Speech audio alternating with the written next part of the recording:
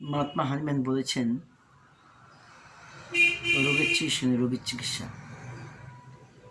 মানুষের মনে রোগের জন্ম দিয়ে থাকে। আমি তার প্রমাণ করলাম আমার চিকিৎসা জীবনে এসে।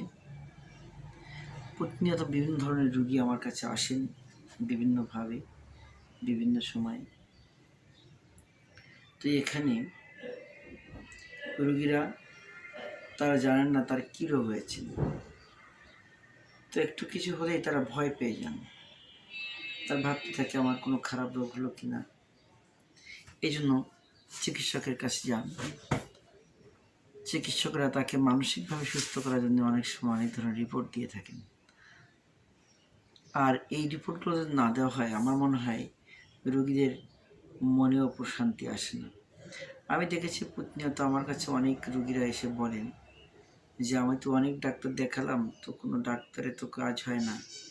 আমার কি ক্যান্সার হয়েছে, আমার কি এই হয়েছে ওই হয়েছে, বিভিন্ন ধরনের কথা বলেন। আমি যখন চিকিৎসক বলেছেন তো না, আমি বলেছি তো না, তা কে বলেছে? পাশের বাড়ির ভাবিটা বলেছে, দিদিটা বলেছে। আসলে এটা কিন্তু ঠিক নয়। আমাদের মন থেকে রোগের জন্ম হয়।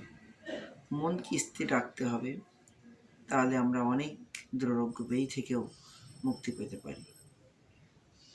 তো আমি যেটা বলতে চাচ্ছিলাম যে মন এক জায়গা থেকে আর এক জায়গায় মুহূর্তের ভিতর বিচরণ করে, যেটি কোনো সায়েন্টিস্ট এটাই কোনো ব্যাখ্যাই দিতে পারেননি। মন এত তীব্র গতিতে চলতে পারে যা আলোর গতির চেয়েও বেশি।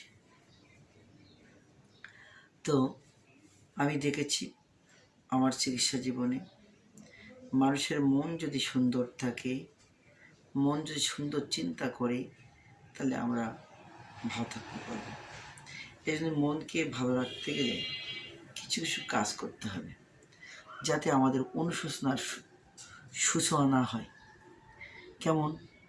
আমি একটি সত্য কথা বললাম, একটি সত্য কথা বলতে ভাবলাম যে আমি তো সত্য কথাই প্রকাশ করলাম, তো এই জন্য আমার কোনো ঝামেলা হয় কি না, বিপদ হয় কি না। আবার আমি একটি মিথ্যা কথা উপস্থাপন করলাম, আমি ভাবছি আমার এই মিথ্যার জন্য আবার আমাকে কোনো চাপ দেয় কি না, বা কোনো সমস্যায় পড়তে হয় কি না। এরকম বিভিন্ন সময় আমরা এই মিথ্যা এবং সত্যটাকে কোথায় কোনটি উপস্থাপন করতে হবে, এই জ্ঞানটা রেখে যদি আমরা চলতে পারি, আমরা বহু ক্ষেত্রেই চলতে পারি।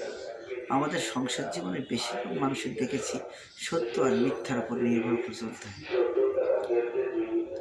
তো আমরা এমন কিছু আচরণ, এমন কিছু কথা, এমন কিছু ব্যবহার করব না যাতে পরবর্তী আমার অনুশোচনা হয়। আর এই ছোটো ছোটো অনুশোচনাটাই আপনার জীবনে অনেক বড় রোগের জন্ম দিতে পারে। মনের অসুস্থতা, শারীরিক অসুস্থতা। তো আমি দেখেছি শারীরিক অসুস্থতা কত কঠিন, যে কত মানুষ আমার হাত ধরে কেঁদেছে। আমি দেখেছি যে আসলে যে মানুষের রোগ ব্যাধি কত কষ্ট দেয়। আমাদের সমস্ত কর্ম, সমস্ত চঞ্চলতা, সমস্ত কিছুই আমাদের মুহূর্তে থেমে দিতে পারে যে কোনো একটি রোগের যন্ত্রণা। তো আমি প্রত্যেককে অনুরোধ করব, আপনারা যে যেখানে থাকবেন, যেভাবে থাকবেন, ধনী কি দরিদ্র, কে কীভাবে আছেন সেটা আমার জানার দরকার নেই। আপনি সুন্দর কি অসুন্দর এটাও জানার দরকার নাই।